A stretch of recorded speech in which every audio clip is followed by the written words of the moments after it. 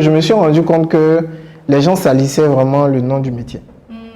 Et je me suis dit, si les gens salissent autant le nom du métier, il y a deux raisons. Soit c'est parce qu'ils n'ont pas la bonne information, et c'est parce qu'également en interne, on n'est pas solidaire. On ne se connaît pas et on ne se partage pas les bonnes pratiques. Parce que moi, je peux connaître quelque chose et je suis assis là-dessus. Mon frère, peut-être qu'au Burkina, n'est pas au courant de quelque chose. Celui qui est au Bénin a déjà testé des choses qui ont marché. Mais il ne peut pas partager. On ne lui offre pas une tribune pour venir exposer ce qu'il a fait qui a marché. Du coup, s'il n'a pas de tribune pour venir prendre la parole, il reste dans son coin. Bienvenue dans Coulisses. Pour ceux et celles qui en ont marre des discours policiers et veulent en apprendre plus sur les réalités de l'entrepreneuriat.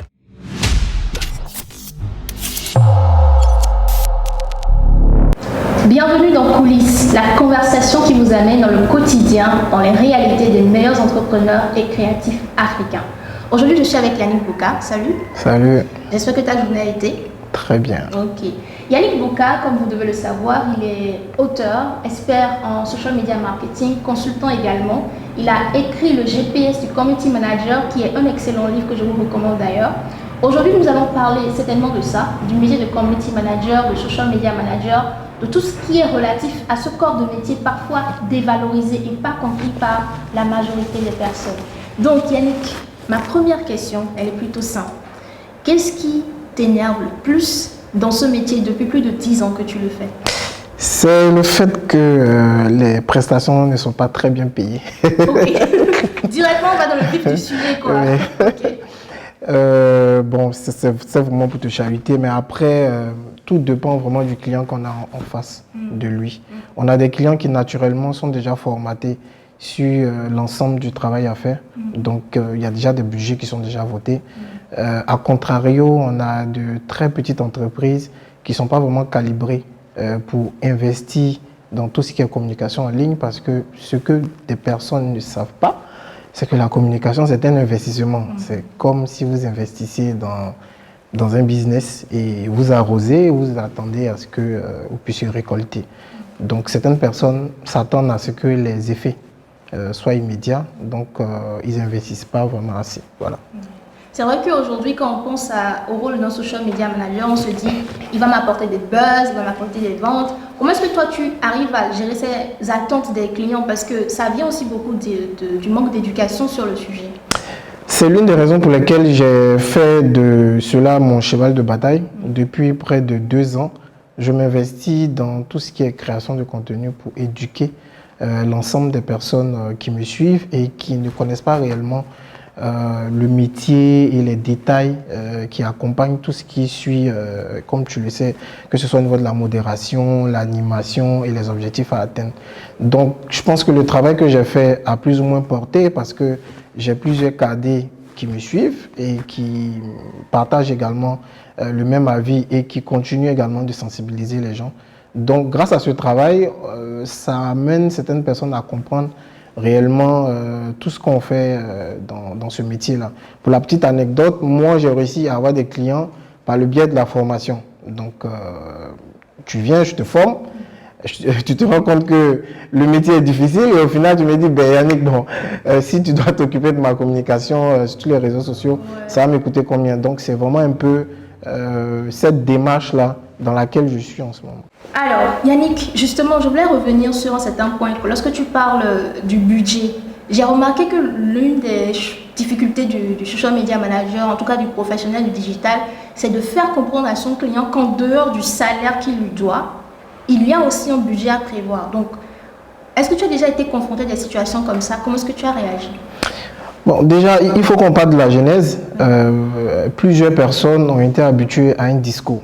Et ce discours-là, il est le suivant. Le digital permet de rentabiliser sans dépenser beaucoup d'argent. Donc, il y a eu des prophètes sur les réseaux sociaux qui ont partagé cette nouvelle-là. Et du coup, c'est resté dans l'esprit des gens. Donc, quand tu dois collaborer avec quelqu'un ou tu dois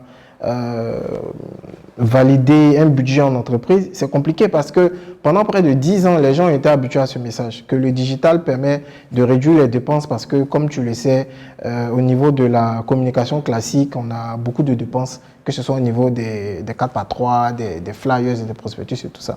Donc, face à ce message qui est resté dans l'esprit des gens, il y a déjà un blocage parce qu'ils ont tendance à penser que nous sommes des menteurs. Donc, nous, en face, on connaît réellement la réalité. Donc, c'est beaucoup d'éducation. Et moi, la dernière fois où j'ai été confronté à ce genre de situation, ben, je présente les résultats au client. De lui faire comprendre que tu as 1000 francs pour ta campagne publicitaire, il n'y a pas de souci. Mais avec 1000 francs, voici les résultats que tu vas avoir. Donc, s'il y a un résultat en dessous de ça, ben, c'est vraiment pas de ma faute. Mais s'il y a un résultat au-dessus de cela, ben, c'est à féliciter, donc voilà. Tu sais, j'ai parfois l'impression que le métier de social media manager est le moins valorisé dans le digital parce que c'est là où tout le monde peut se lever du jour au lendemain et dire « Je suis social media manager, je suis community manager ». Aujourd'hui, quel est le message que tu portes en termes de différenciation, toi, sur le marché ? Moi, j'essaie déjà de faire comprendre aux gens que derrière ce métier, c'est un processus. Raison pour laquelle j'ai créé ce qu'on appelle la méthode BOCA, pour faire comprendre à tout le monde, que ce soit aux cadets, aux nouvelles personnes, aux entrepreneurs, qu'on part d'abord d'un constat.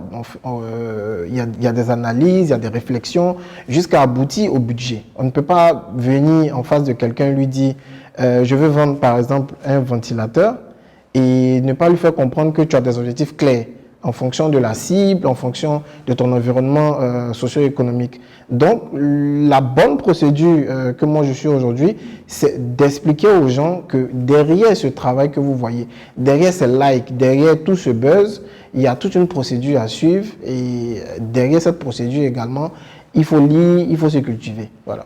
Mais du coup, il y a des gens qui vont facturer, je sais pas, 30 000, 20 000, quelque part où toi tu serais peut-être dans le million.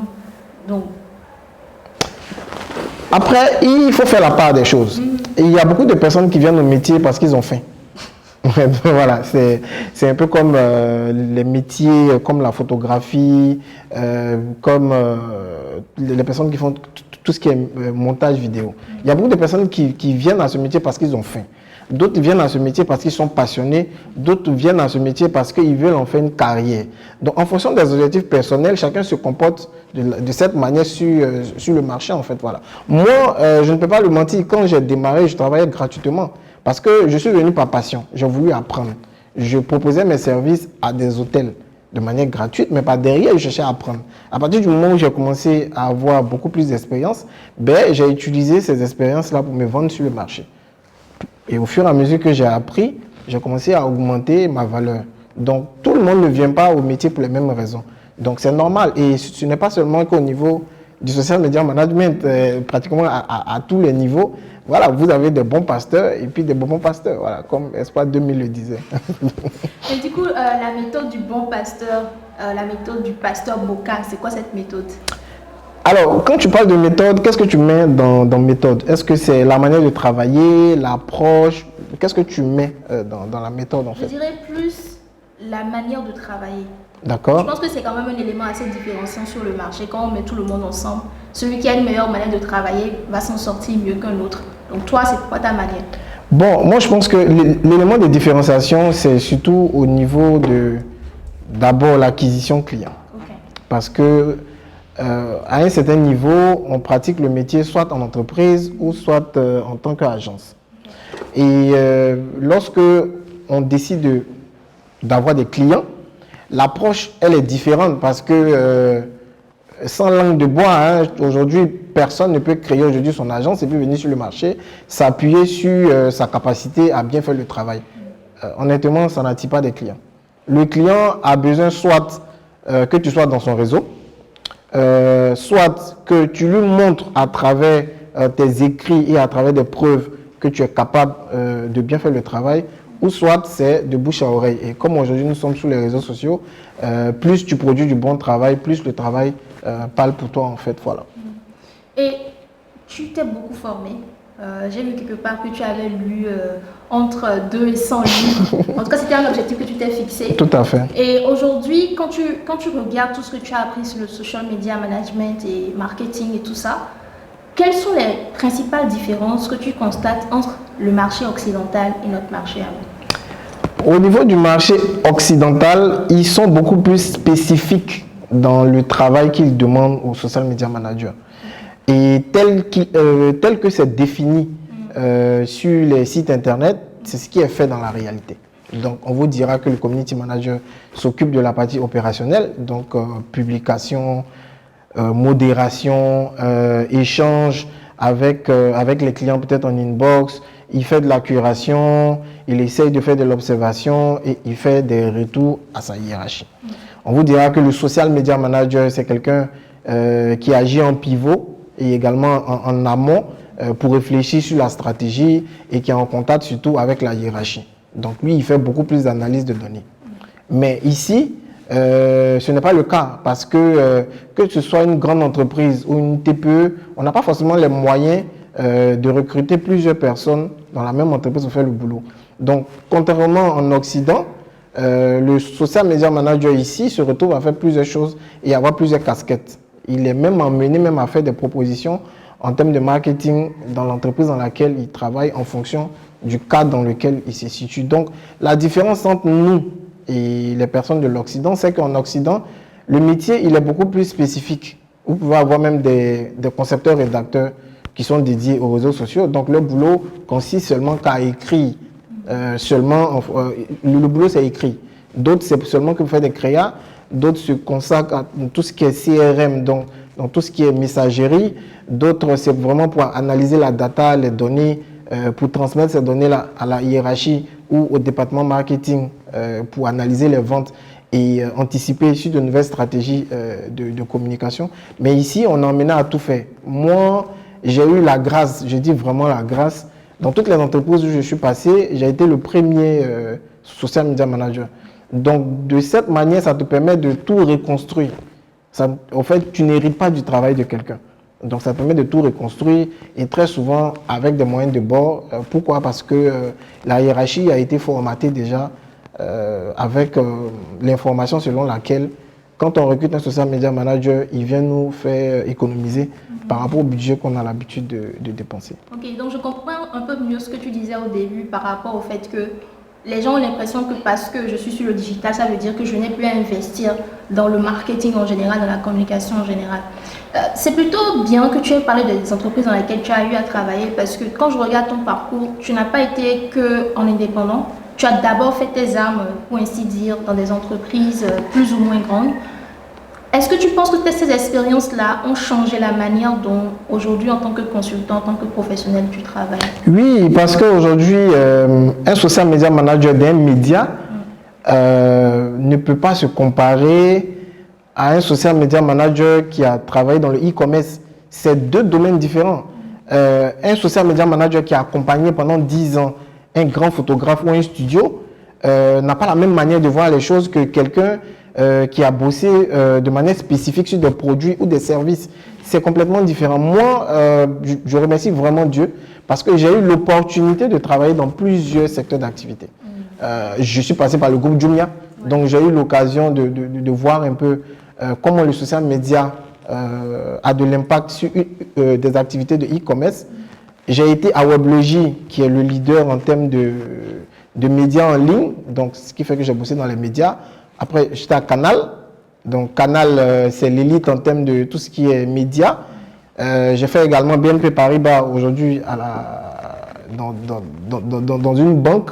Donc, moi, j'ai eu la possibilité de travailler avec plusieurs responsables communication dans plusieurs domaines d'activité. Encore, moi-même, je suis fondateur du média sportif, le Popato sportif. Donc, moi, aujourd'hui, j'ai la possibilité d'être calibré pour travailler sur plusieurs types de projets.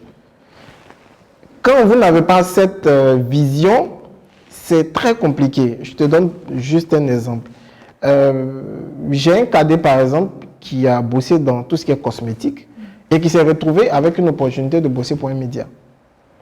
il a pensé que c'était pratiquement les mêmes choses. Mais c'est complètement différent parce que tu as joué 10 ans en attaque. Si on te demande de venir jouer en défense, tu n'auras pas forcément les mêmes réflexes. Et ça demande beaucoup de lecture. Et c'est ce qui fait la particularité de notre métier. Parce qu'au fur et à mesure que tu suis de nouveaux challenges, ça te demande de la lecture, ça te demande de l'apprentissage, ça te demande des interviews et des échanges avec des gens. Quand tu parles du fait de travailler sur différents secteurs, dans différentes industries, tu sais ce que moi j'ai remarqué, nous avons eu plusieurs expériences avec des social media managers et tout. Et à chaque fois, le problème qui s'est posé, c'est nous, on fait beaucoup de contenu, tu vois. Donc, on est comme une entreprise de médias qui a aussi son business dans la formation. Mais nous avons des gens qui sont venus à des postes de social media manager qui cumulaient, en plus de ça, plusieurs autres clients et au final n'étaient pas en mesure de pouvoir délivrer de notre côté à nous. Et donc, c'est une tendance que j'ai aussi remarquée au niveau de ce métier-là, c'est à savoir que les professionnels même du métier, ceux qui se disent je suis social media manager, je suis community manager, eux aussi sont dans une position où, pour manger peut-être, ils sont obligés de servir beaucoup. Mais moi, quand je regarde le rendu au final, je me rends compte que les meilleurs, ce sont des gens qui se sont concentrés sur une seule industrie ou bien qui ont en tête une seule chose à faire. Est-ce que tu as eu le même ressenti ou bien quelle analyse toi tu fais de cela? Bon, moi également, je suis passé par là, parce que au départ, tu as envie de manger. Ouais, tu veux manger un peu partout et puis quand tu as beaucoup de sollicitations, tu te dis que c'est des choses que tu peux gérer seul. Moi, voici mon analyse de la chose. On a un gros problème en termes de culture de partage, que ce soit au niveau du partage des gains, qu'au niveau du partage même de la connaissance. Un social media manager ou un community manager peut se retrouver avec 5 sollicitations, 100 000, 150 000, 200 000. Il n'aura pas le réflexe ni la sagesse de solliciter un de ses camarades pour collaborer ensemble sur le sujet. Parce que sur un seul projet, tu te retrouves en train d'être community manager en freelance. Donc, normalement, tu es chargé d'être l'intermédiaire entre toi et le client. Donc, tu fais déjà de l'intermédiation, tu fais déjà de tout ce qui est relation client. Tu t'occupes de la stratégie, tu t'occupes de la rédaction des posts. Donc, tu t'occupes encore de l'animation, tu t'occupes de l'analyse des données et tu t'occupes encore de tout ce qui est rapport. Bon, à un moment donné, c'est facile quand tu t'occupes d'un seul client. Mais à partir du moment où tu as 2, 3 gombos, il faut avoir l'humilité soit de léguer en griffe le gombo à quelqu'un d'autre, quitte à ce que cette personne-là puisse te donner une commission, ou soit tu te dis, comme je ne veux pas laisser cette opportunité, je souhaite qu'on puisse travailler dessus ensemble. Et aujourd'hui, c'est le gros problème que nous tous nous avons. Très souvent, on a des opportunités, mais quand on regarde l'argent, on se dit, ben, ça, je vais partager avec 2, 3 personnes et au final, on ne se retrouve pas. Moi, je le répète toujours à mes cadets.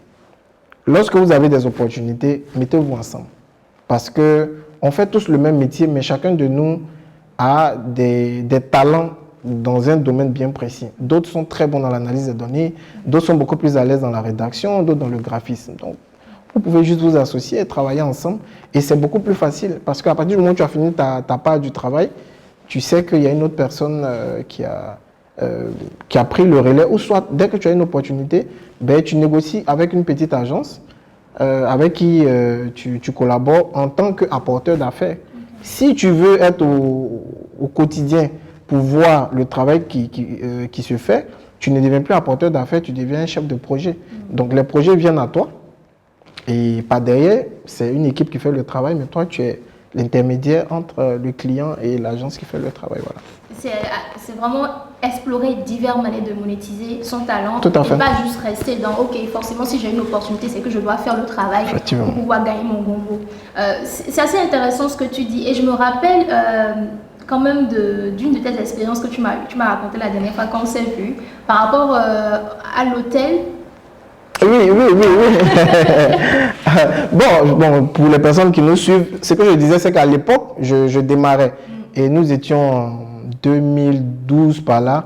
Et le social media n'avait pas un grand essor. Et les gens n'avaient pas encore cerné ou flairé l'opportunité de tout ce qui était communication sur Facebook notamment. Donc, ce que je faisais, c'était simple, parce que je savais pertinemment que je n'avais pas cette capacité à convaincre des gens. Vraiment, c'est vraiment ces dernières années, quand j'ai commencé à être chef d'entreprise, que je me suis vraiment entraîné dans tout ce qui est persuasion, négociation, mais vraiment, moi, j'étais nul et j'ai jamais aimé être commercial. Parce que je me suis dit, ben, c'est les gens qui vont aller négocier, moi, pas derrière, je fais le boulot. Donc, tout ce que je faisais, j'allais voir les tenanciers d'hôtel, je prenais sur moi, voilà, j'allais passer le week-end dans l'hôtel, mais je fais une nuit dans des hôtels à Assini, à Bassam, je fais la nuitée, je dors, j'ai le temps d'observer tout ce qui se passe dans l'hôtel. Tu étais riche, hein, quand même. Lui, non, non, mais bon, tu sais, souvent, il faut prendre les risques. Il faut prendre les risques. Et moi, à l'époque, en dehors de ça, je faisais tout ce qui était carte de vœux, carte de visite, les fêtes, pas de funérailles. Bon, vraiment, ça, c'était vraiment ma spécialité. Donc, dans la semaine, je pouvais sortir avec peut-être 50 000. Donc, je réinvestissais cet argent-là dans tout ce qui était prospection à ma manière. Donc, j'allais rencontrer des tenanciers parce que c'est important de dormir dans son hôtel. C'est psychologique. Tu ne peux pas venir dans l'hôtel de quelqu'un et puis tout de suite le prospecter alors que tu ne lui as pas encore donné de l'argent. Donc, tu lui fais comprendre que j'ai dormi dans ton hôtel, j'ai consommé ton service. Donc, partant de là, moi, j'engage la conversation. Quand le gérant est là, Dieu merci, parce que souvent, j'arrive dans des hôtels où le gérant n'est pas là. Donc, il faut après l'appeler. Mais très souvent, je tombais sur les gérants.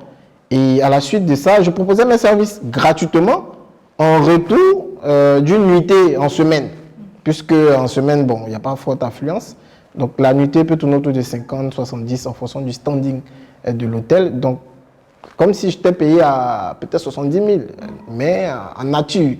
Et cette nuitée-là, moi, je la revendais au quartier, peut-être à 20 000, 25 000, juste pour avoir au moins quelque chose pour retourner à Assini, parce que Assini, ce n'est pas la porte d'à côté, ni Bassam, en fait. Donc, pour dire que il y a des étapes. Je ne suis pas tombé du ciel avec cette connaissance. Il a fallu que j'aille au front pour me confronter à certaines difficultés et puis apprendre à convaincre des gens et puis apprendre à me confronter à certaines difficultés. Parce que très souvent, c'est quelque chose qui nous manque en fait.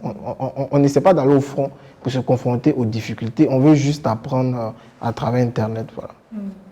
Aujourd'hui, dans le mercato des social media managers et tout ça, comment toi, tu arrives à, je vais dire, augmenter ta valeur sur le marché et à rester le choix numéro 1 des entreprises qui peuvent te convoiter ou des clients qui peuvent te convoiter? La technique est simple. Je regarde vraiment les offres d'emploi. Parce que dans les offres d'emploi, les entreprises ont tendance à demander de manière régulière un certain nombre de compétences. Donc, moi, j'essaie de me former sur une compétence qui n'est pas du tout demandée, mais qui est intéressante pour une entreprise. Et le jour de l'entretien ou dans mon CV, j'essaie de mettre ça en avant, ou lorsqu'il y a un test pratique, j'essaie de le démontrer au recruteur pour lui montrer que je suis le bon choix en fait. Et ça marche à tous les coups parce que dans ta grille de l'homme idéal, il y a forcément un point que tu coches et que tu sais que c'est vraiment pas évident que cette personne aura cette qualité, mais quand tu découvres cette qualité dans la personne, tout de suite le choix il est effectué en fait. Voilà. C'est un coup KO quoi. Voilà.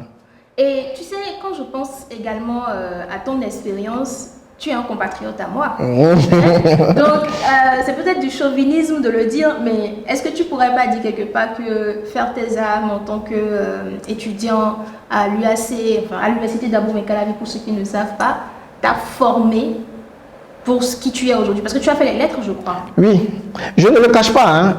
Et ça, je le dis à qui veut l'entendre, faire le Bénin a dilué d'une certaine manière mon immaturité intellectuelle.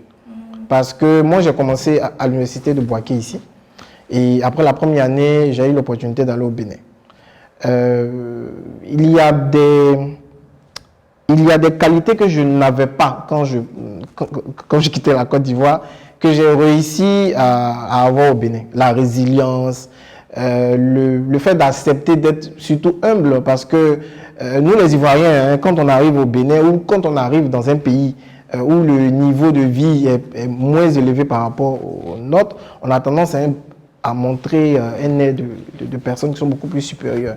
Au Bénin, on m'a ramené à la réalité parce que, parce que la filière dans laquelle j'étudiais m'a vraiment forgé. Le Bénin a été un passage vraiment très, très bénéfique pour moi. Ça, je peux pas te mentir. Ouais. Tu m'as raconté cette expérience que tu avais eue avec le professeur ou même le photocopieur. Oui, tout à fait. Qui t'a cramé. Oui. Et aujourd'hui, pour des personnes qui sont avec moi dans ma communauté, ils le savent. J'ai horreur des personnes qui partagent à tort et à travers les livres en version numérique sans l'accord de l'auteur. Ça, vraiment, c'est quelque chose que je n'aime pas, que je déteste. Parce que, comme je te l'avais raconté en coulisses, on est en coulisses. Ouais, tu vois, c'est un événement qui m'a vraiment marqué parce que quand je suis arrivé au Bénin, j'ai voulu photocopier l'œuvre d'un grand auteur béninois dont je salue la mémoire, lui qui a écrit Kondo le requin. Ah, voilà, donc, classique de la littérature voilà, donc j'ai essayé de photocopier le livre et vraiment, on m'a remonté les bretelles, donc j'ai compris la leçon et je pense que ce passage au Bénin a été très bénéfique. Et pour revenir rapidement au sujet de compétences et de salaire, chaque époque a cette demande. Je pense qu'au départ dans le métier, on voulait plus un CM qui était plus polyvalent en termes de rédaction et en termes de créa. Aujourd'hui, sur le marché, surtout pour des TPE et des PME, on attend beaucoup d'un social media manager, des compétences beaucoup plus commerciales et en termes de marketing. Et c'est ce qui manque sur le marché aujourd'hui. Donc, pour des personnes qui m'écoutent, qui veulent embrasser ce métier... C'est un secret que tu as. Ah non, c'est pas un secret. Parce qu'aujourd'hui, en dehors des grandes entreprises qui recherchent des social media managers pour s'occuper juste de la communication, 60% des entreprises qui sont pas grandes, qui sont des TPE, recherchent des community managers, des social media managers qui peuvent leur apporter quelque chose de plus au-delà de l'aspect de la communication. Ça ne veut pas dire que c'est toi qui seras chargé d'aller chercher les clients pour l'entreprise, mais on attend de toi quelqu'un qui a la suite dans les idées au niveau du marketing et au niveau de l'aspect commercial. Voilà. Ouais, j'avoue, parce que quand je regarde la communication des grands groupes, franchement, je me dis, celui qui est là, il peut facilement faire autre chose à côté. Oui. Parce que le contenu qu'on lui demande, ou même le contenu, tu te rappelles ce qui s'est passé au Bénin récemment où on a eu un drame à Dassa. Oui, tout à fait. Toutes nos condoléances pour les personnes disparues. 3 semaines après, nous avons une grande banque de la place qui sort un post avec un visuel de condoléances. Ok. Qu'est-ce qui a pu se passer là selon toi? Ce qui a pu bien se passer, je suppose que c'est la hiérarchie qui a tapé sur la table et qui a imposé ce genre de choses. Comme quel genre de choses en fait? Moi, je travaille dans le domaine bancaire. Donc, je peux t'assurer que c'est un domaine qui est assez complexe en termes de communication. On a des personnes qui sont dans la hiérarchie, qui y sont depuis très longtemps. Et très souvent, c'est des personnes de l'ancienne génération qui ne voient pas les choses comme nous. Nous, aujourd'hui, nous sommes dans tout ce qui est spontanéité. Voilà, des choses, comme ici, on lui dit, c'est chap-chap, quoi. Eux, ils ne sont pas forcément dans cette logique-là. Ils se disent, vu que maintenant, les familles éplorées sont déjà au courant de la nouvelle, ils ont fini d'encaisser, à partir de ce moment-là, on peut peut-être passer l'information. Donc, aujourd'hui, moi, je n'accuse pas forcément les community managers ou les social media managers. C'est surtout au niveau de la hiérarchie. Et moi, je le dis toujours, avec l'expérience que j'ai eue à Canal+, parce que j'ai eu une responsable qui est très dynamique. Je salue au passage Madame Djamila, maman. Donc, quand vous avez un responsable hiérarchique qui comprend, qui suit le mouvement, c'est très facile. C'est très facile. Si aujourd'hui vous constatez qu'un community manager n'est pas très à l'aise sur sa page ou il n'a pas forcément de bons résultats, c'est aussi la faute du responsable hiérarchique parce que c'est cette personne-là qui doit guider le community manager et puis lui permettre d'être à l'aise en fait. Mais le gros problème, c'est que la majorité des responsables communication n'ont jamais pratiqué notre métier. C'est surtout la grande difficulté. Donc souvent, on ne s'entend pas forcément sur certains. Soit ton responsable a déjà pratiqué le métier, mais le directeur n'a pas pratiqué le métier, donc il ne comprend pas forcément les enjeux. Ou soit c'est ton responsable qui n'a jamais pratiqué le métier, mais qui voit des choses sur les réseaux sociaux et qui pense que c'est aussi facile de le faire ou c'est des choses qu'il faut éviter.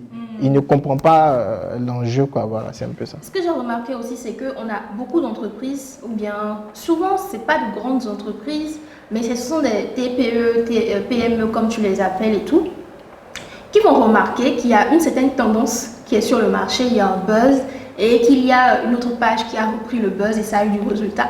Mais on a des applications, parfois je trouve ça très bizarre. Rocambolesque. Rocambolesque. C'est incroyable. Oui, c'est dû au fait que dans beaucoup d'entreprises, on n'a pas ce qu'on appelle une ligne éditoriale. Parce que la ligne éditoriale, elle, je peux l'assimiler un peu à un périmètre.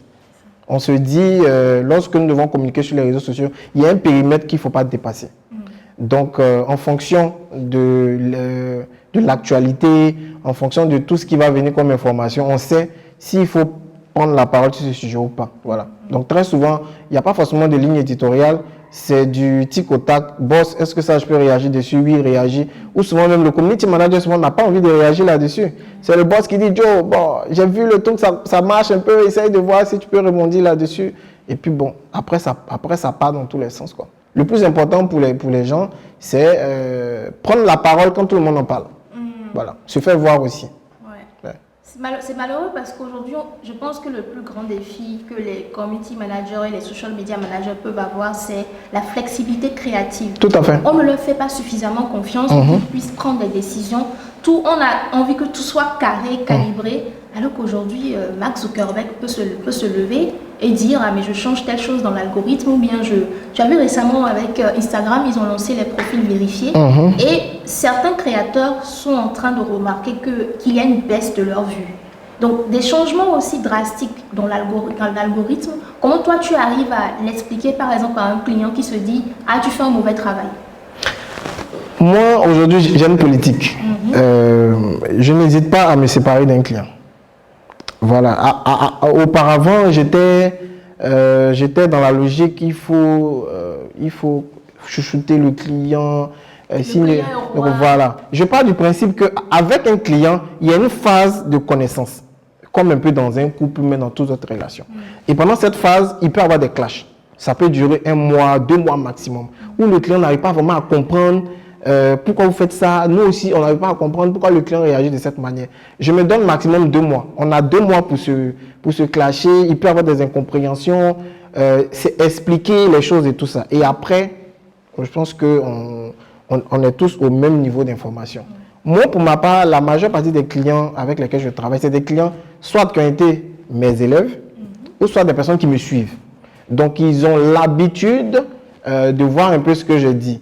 Là où il y a souvent un clash, c'est quand, par exemple, je déroule toute une stratégie sur Facebook à travers les cas pratiques que je fais, comme tu le sais. Et le client me dit, mais tout ce que tu as expliqué là, tu n'as jamais fait ça pour moi. Donc, c'est un peu ça souvent le point de mésentente. Sinon, je me dis, avec un client ou avec un patron et tout ça, il y a forcément une phase de connaissance où on apprend de chacun. Et puis, à partir de ce moment, c'est beaucoup plus facile. Tu sais, j'ai remarqué un changement assez drôle sur ta page parce que je suis énormément ce que tu fais aussi.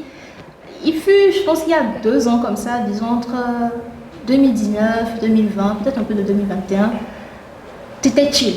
Vraiment, on vient sur ta page, c'est la bonne humeur et tout. Et maintenant, tu es passé en un mode agressif. Mais qu'est-ce qui se passe? Qu'est-ce que tu mènes à agressif en fait? Mais pourquoi tu attrapes la veste des gens? Parce que parfois tu as des mots quand même assez durs envers les entrepreneurs ou même les gens de ta profession aussi. Qu'est-ce qui a motivé ce changement de cap? Alors, j'ai agi de cette manière par rapport à ce que je constate. Si je caresse les gens dans le sens des poils, c'est pas du tout bien. Au niveau des entrepreneurs, il faut souvent leur dire la vérité parce que ce n'est pas de leur faute. Ils ont entendu des choses. Des gens en qui ils avaient confiance les ont déçus. Donc, vis-à-vis de ça, ils ont un certain comportement pour se protéger. Donc, après, de ce moment, quand je constate des choses, il faut que je dise la vérité aux gens. Parce que je me suis rendu compte que dans le métier, on a tellement voulu contenter le client qu'au final, les clients n'arrivent pas à comprendre réellement l'enjeu en fait du métier.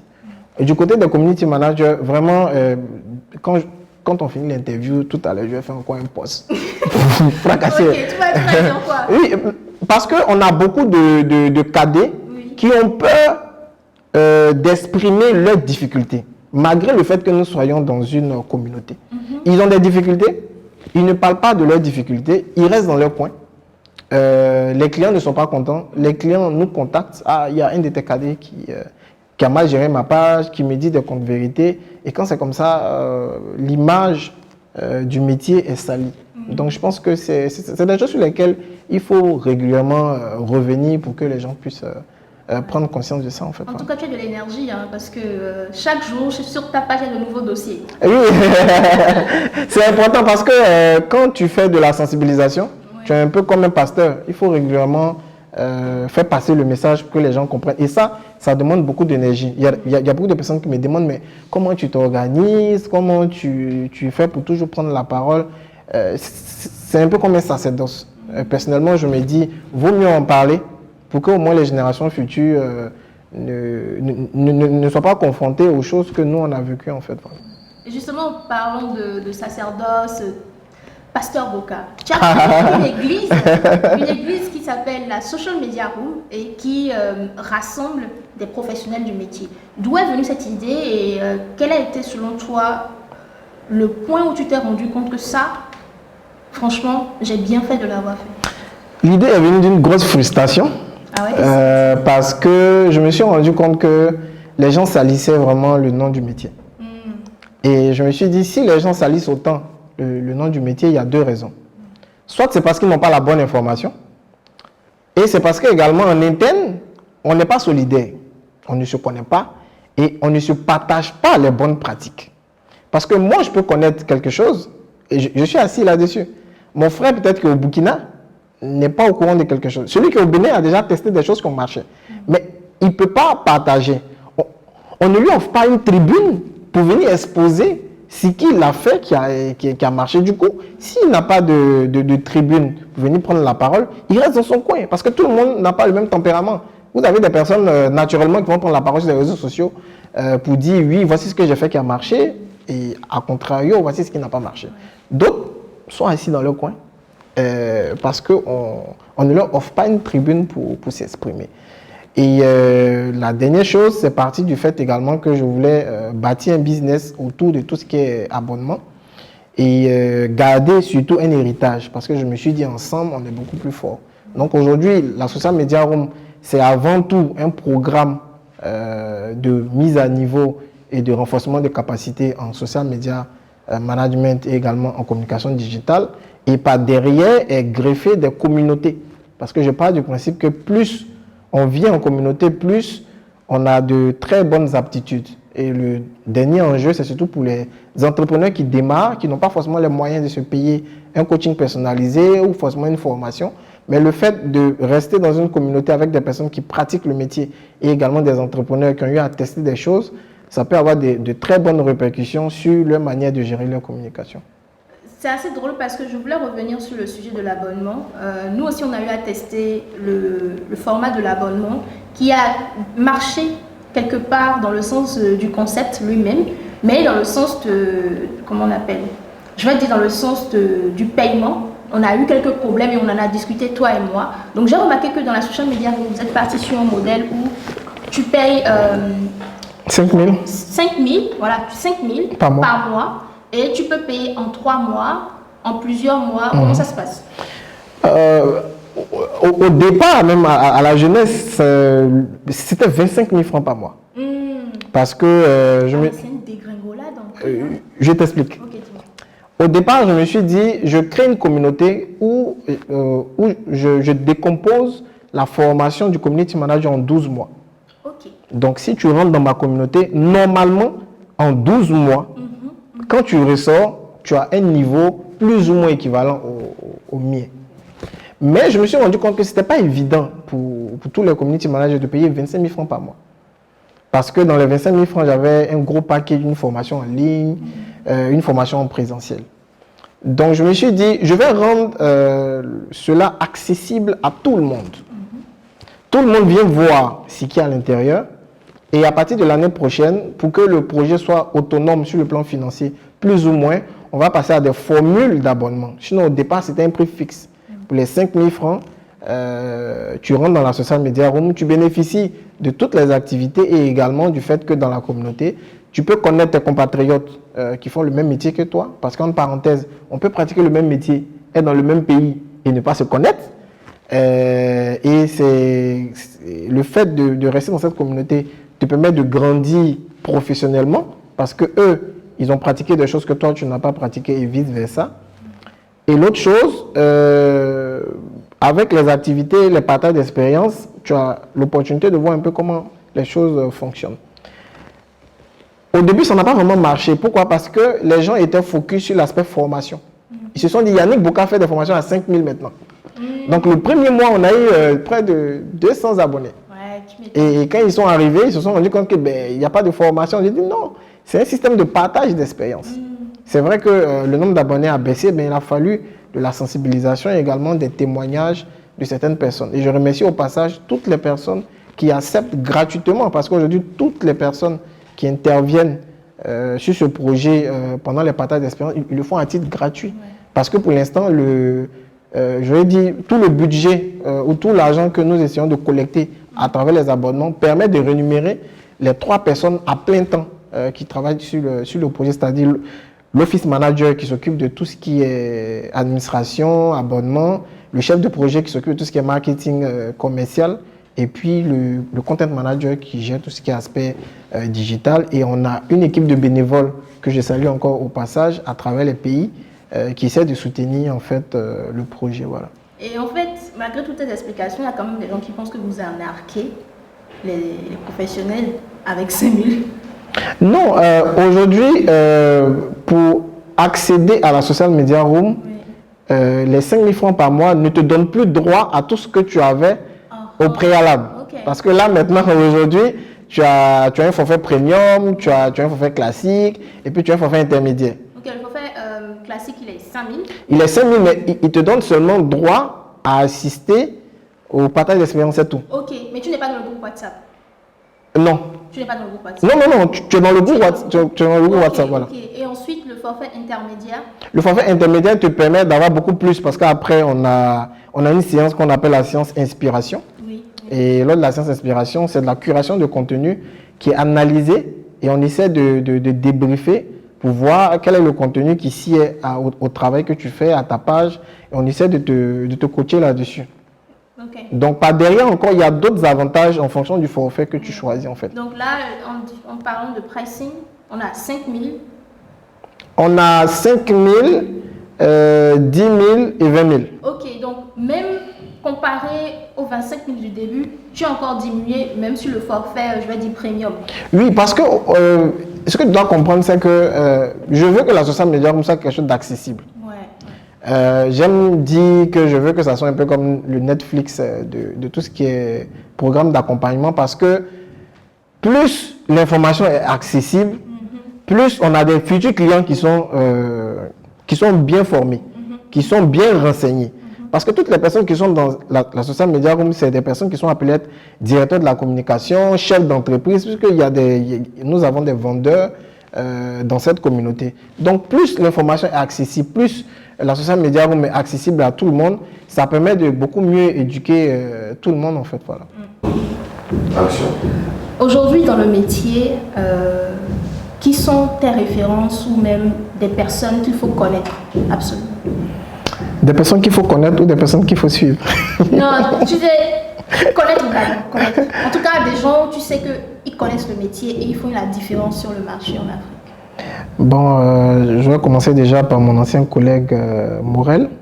Je pense que j'ai toujours eu du mal à prononcer son nom de famille. Morel Boupaifi. Morel Boupaifi, qui, précisons-le, est Digital Manager de la Sobebra, qui est la seule même société de boissons, de production de boissons au Bénin. Voilà, tu as Mohamed Idriss, je pense qui est ton... Ouais.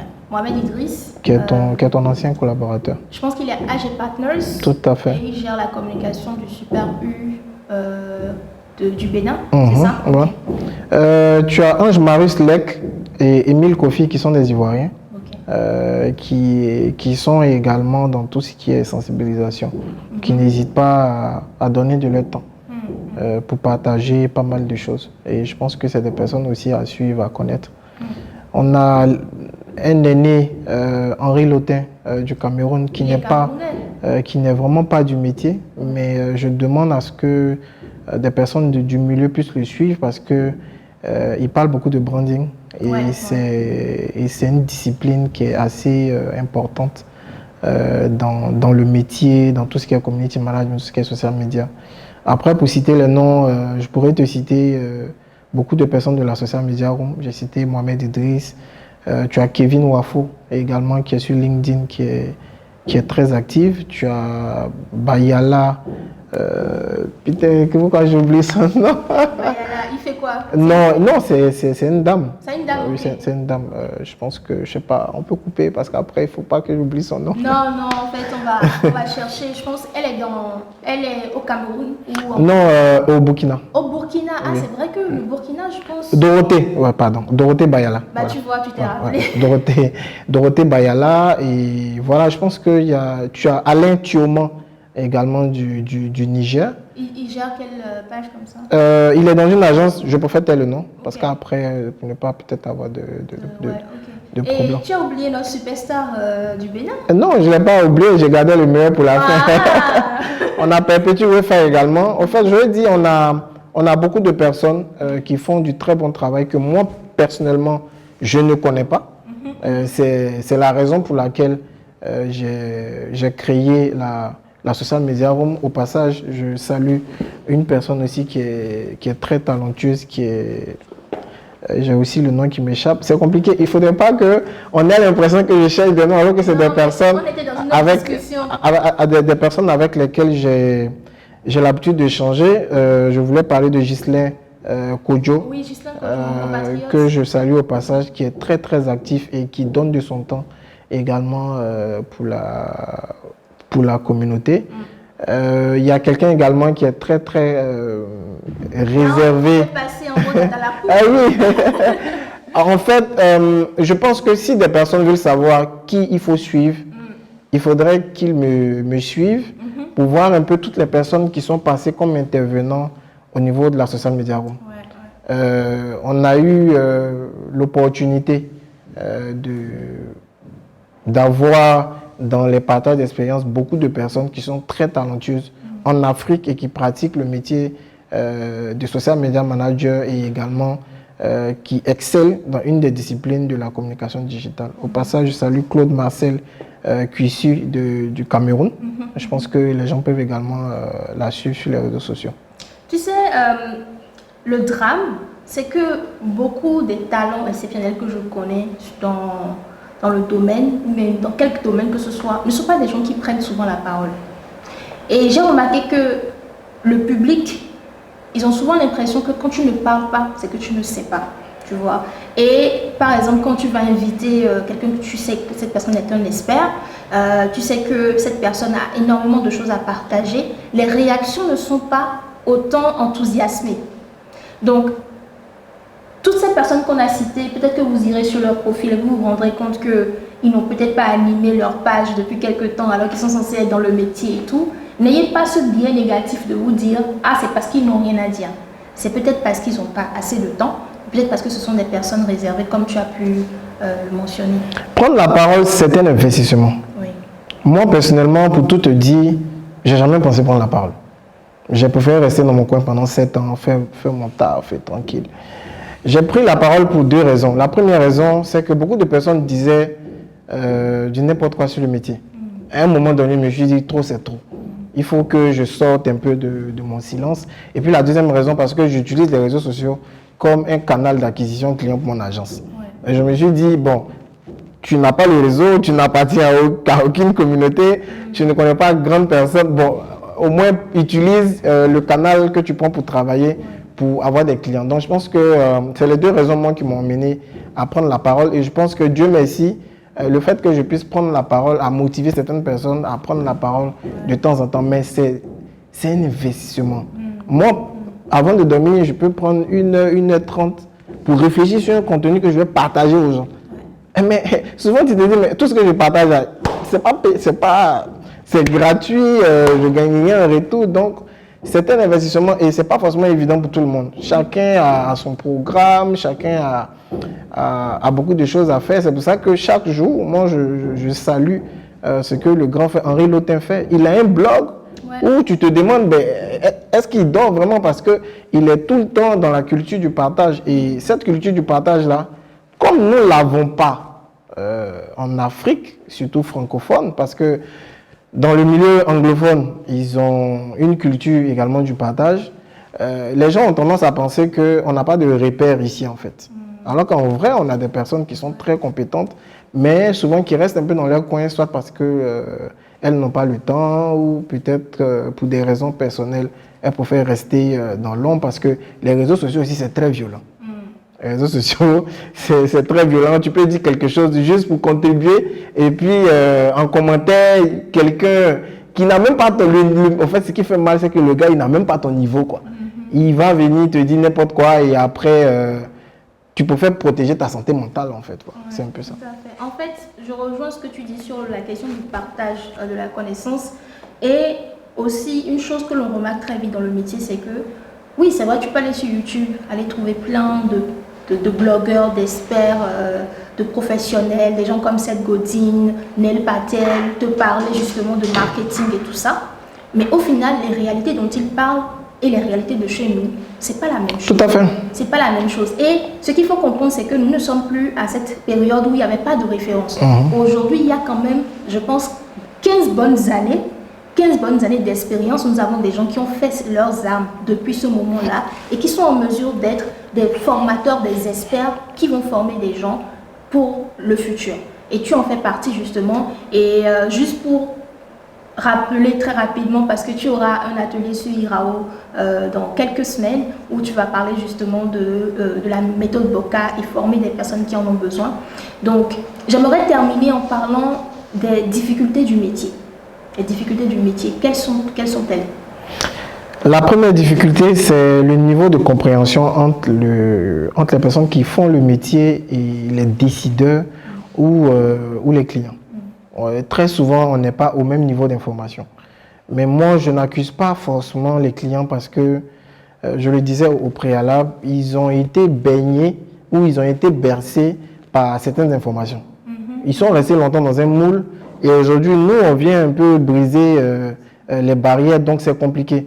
Un changement n'est jamais brusque. Hein. On ne se retire pas de quelque chose avec force. Il faut aller tout doucement. Voilà. J'espère que les gens ne vont pas mélanger un peu tout ce que j'ai dit. Donc, c'est un peu ça. Donc, je me dis, nous sommes à une ère de changement. Donc, c'est compliqué. Il y a deux générations qui sont en train de faire un dépassement. Donc, le dépassement, on est à un virage. Donc, je prends cette image pour que les gens comprennent en fait que c'est pas facile. La deuxième difficulté, c'est au niveau de ce que tu as dit tout à l'heure, c'est le budget. En termes de budget, on est vraiment confronté à beaucoup de problèmes parce qu'on ne nous donne pas les moyens nécessaires pour pouvoir produire du bon résultat. Et on est obligé de faire avec les moyens de bord. Et même quand on te demande de faire avec les moyens de bord, et là je viens au niveau de la troisième difficulté, on a les mains liées en fait. La flexibilité créative. Et quand tu as les mains liées, c'est compliqué. C'est compliqué de travailler. Le quatrième problème, je pense que c'est au niveau même de nous-mêmes. On ne prend pas soin de notre santé mentale. On a tendance à transporter le travail à la maison. C'est tout à fait normal. On est tous passés par là. Tu peux travailler sur des campagnes et tout ça. Mais prendre régulièrement cette charge de transporter le travail à la maison, c'est pas vraiment quelque chose qui est toujours bien. On a tendance à ne pas bien manger parce qu'on est à fond dans le travail. On ne fait pas de sport. Moi, mais je suis passé par là. Moi, je ne raconte pas des choses des autres. Je parle de moi. On boit beaucoup de boissons énergétiques parce qu'on se dit, bon, il faut se ressourcer. On oublie qu'on n'est pas des batteries, on est des hommes. Donc, voici un peu autre des difficultés auxquelles nous sommes confrontés. Et puis surtout, quand on a fait le travail, le client, on a beaucoup de clients qui ne savent pas faire des briefs, qui ne savent pas faire des cahiers de charges. Alors que nous, c'est quand même important d'avoir ce type d'information. Et peut-être encore un dernier problème, c'est la disponibilité de l'information. Voilà. Souvent, tu veux bien faire le travail, mais l'information n'est pas disponible. Parce que le client fait de la rétention, c'est ça? Parce que le client même ne sait pas où aller prendre les informations. Ou souvent, le client lui-même, il n'est pas disponible encore pour l'information. C'est-à-dire, aujourd'hui, tu peux bosser avec quelqu'un qui vend des fleurs. Mais tu as besoin de certaines informations. Les fleurs viennent d'où? C'est quoi le prix? Est-ce qu'aujourd'hui, il fait une promo? Bon, on a des clients qui s'élèvent aujourd'hui qui disent, bon, aujourd'hui, moi, je fais ça. Non, ça ne fonctionne pas comme ça. Tu comprends? Le client s'élève et il dit, bon, aujourd'hui, moi, je fais telle promo. Non, ça ne se passe pas comme ça. Donc, on a ce genre de difficultés avec certains supérieurs hiérarchiques, avec certains clients. C'est vrai qu'on demande de la flexibilité, mais c'est important de pouvoir planifier les choses au préalable. Un autre point, on arrive dans le travail sans feuille de route commerciale. C'est-à-dire, le client, normalement, quand tu arrives ou en entreprise, il faut que tu aies une charte de travail ou la feuille de route commerciale qui te dit de janvier jusqu'à décembre, voici ce qu'on va faire. En janvier, on va faire telle promo. En mars, on va faire ça. Pour la journée de la femme, voici telle action qu'on va mener en termes d'offres.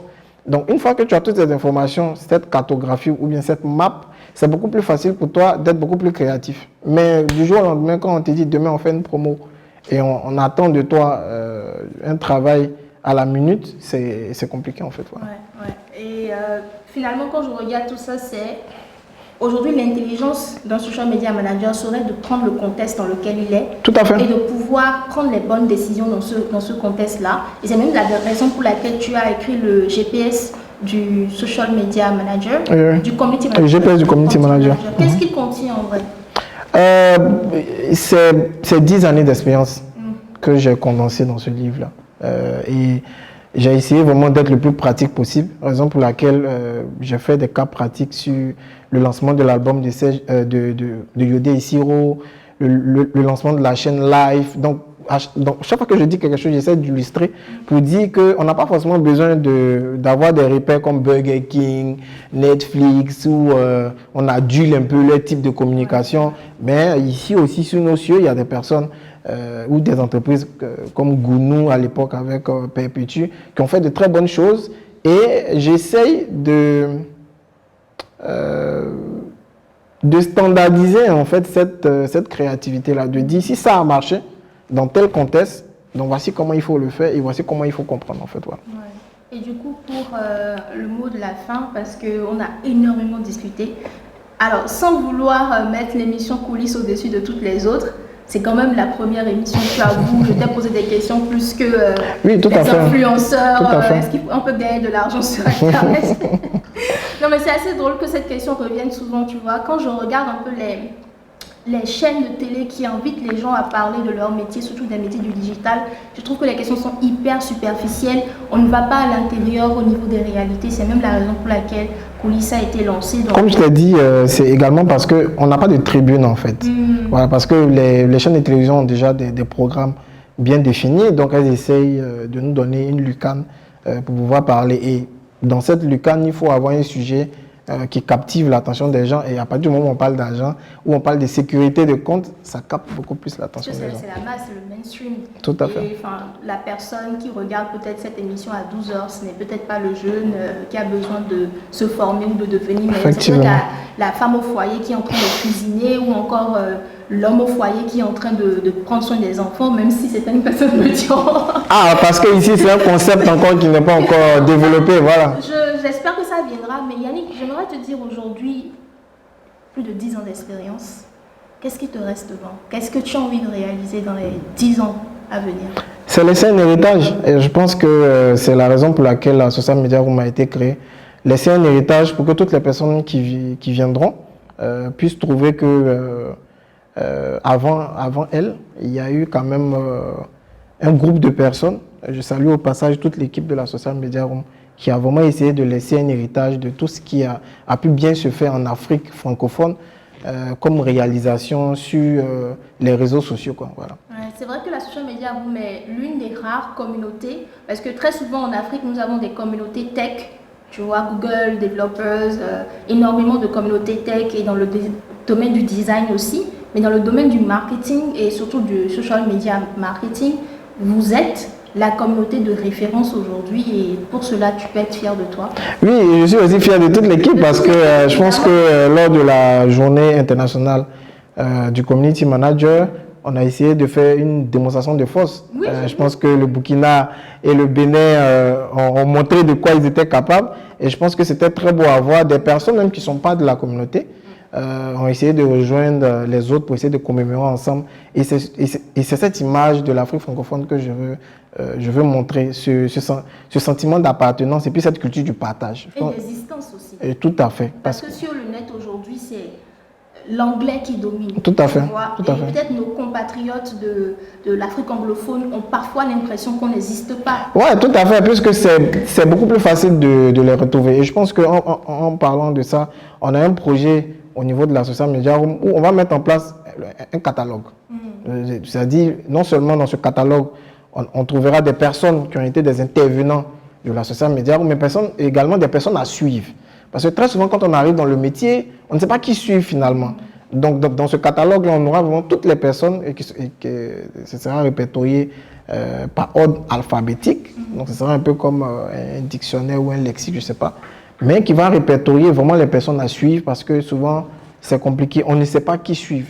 Moi, grâce à la social media, je peux t'assurer que j'ai découvert des talents.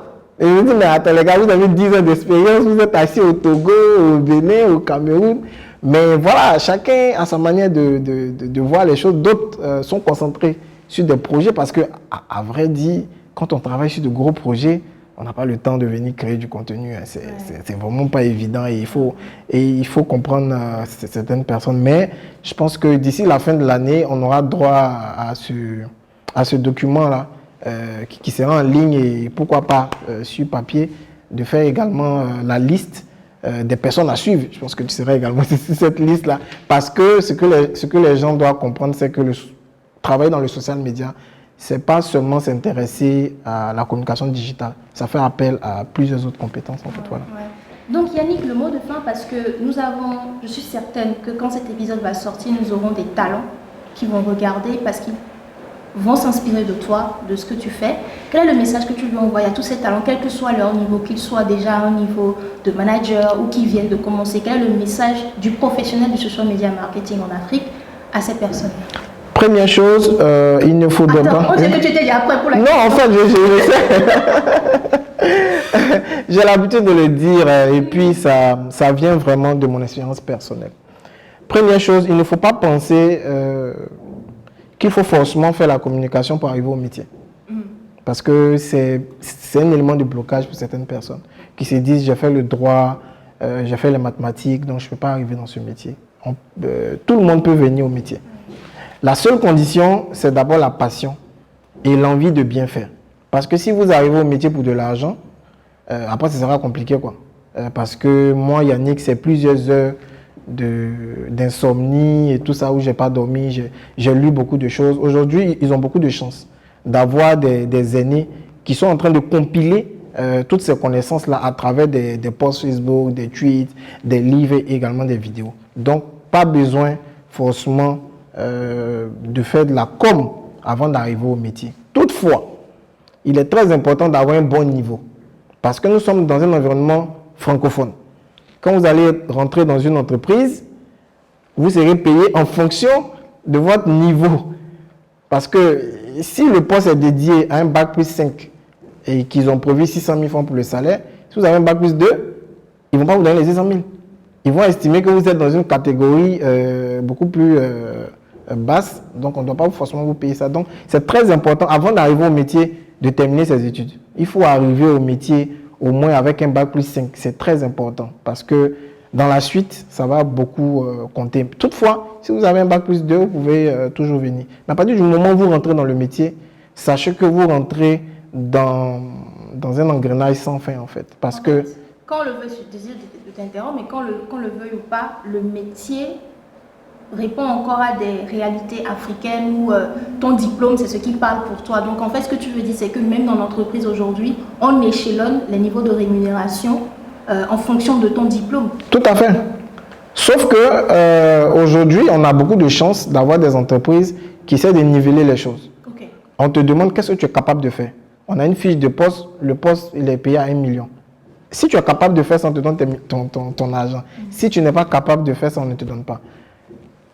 Par contre, il y a des entreprises où elles suivent vraiment la législation en termes de grille salariale, en termes de niveau, en termes de compétences. Donc, il y a vraiment plein de choses. Donc, raison pour laquelle c'est important d'avoir un niveau. Mais si vous voulez avoir vraiment une expérience, il faut que vos compétences soient au-dessus du diplôme. Moi, par exemple, aujourd'hui, en toute franchise, c'est pas mon kiff d'aller m'asseoir encore pour me former, quoi. Parce que j'estime que l'expérience du terrain a beaucoup plus de valeur que le diplôme que je vais avoir. Ça. Voilà. Si je vais m'inscrire dans une certification, vraiment, c'est parce que j'ai besoin de ça pour mon CV. Parce que quand j'ai besoin d'acquérir une compétence, je paye un coaching personnalisé auprès d'une personne qui a pratiqué le métier au moins pendant 10 ans. Et actuellement, c'est ce que je suis en train de faire. Les gens pensent qu'on ne se forme pas, mais on se forme toujours. Les certifications, oui, c'est bien. Vraiment, si les gens veulent le faire, qu'ils le fassent.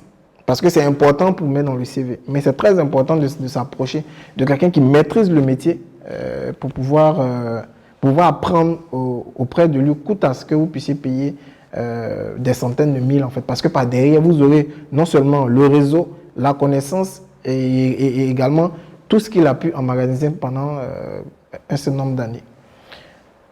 L'autre chose que je voulais ajouter, lorsqu'ils arrivent dans le métier, c'est important d'intégrer une communauté. C'est important parce que on partage tous les mêmes réalités. Non seulement on partage les mêmes réalités, mais on peut s'inspirer de tous les domaines d'activité, de toutes les filières pour pouvoir être beaucoup plus créatif. C'est un métier qui fait appel beaucoup plus à la créativité qu'à la technique. Parce qu'aujourd'hui, avec l'intelligence artificielle, les réseaux sociaux sont en train de mettre tout le monde au même niveau technique. On n'aura plus besoin de maîtriser des configurations pour pouvoir toucher quelqu'un. L'intelligence artificielle est en train de faciliter la tâche à tout le monde.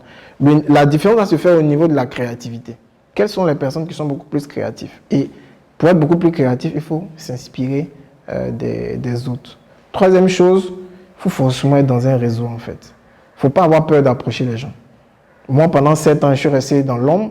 C'est vrai que on en parlait la dernière fois au restaurant, ça a été une fois bénéfique ou pas, mais c'est important d'aller vers les autres. Tu as vu la dernière fois, la personne avec laquelle nous étions, c'est moi qui suis venu vers la personne.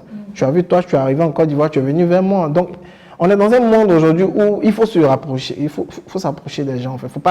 Il ne faut pas rester dans son coin parce que c'est cette manière de fonctionner qui fera de nous des personnes épanouies en fait.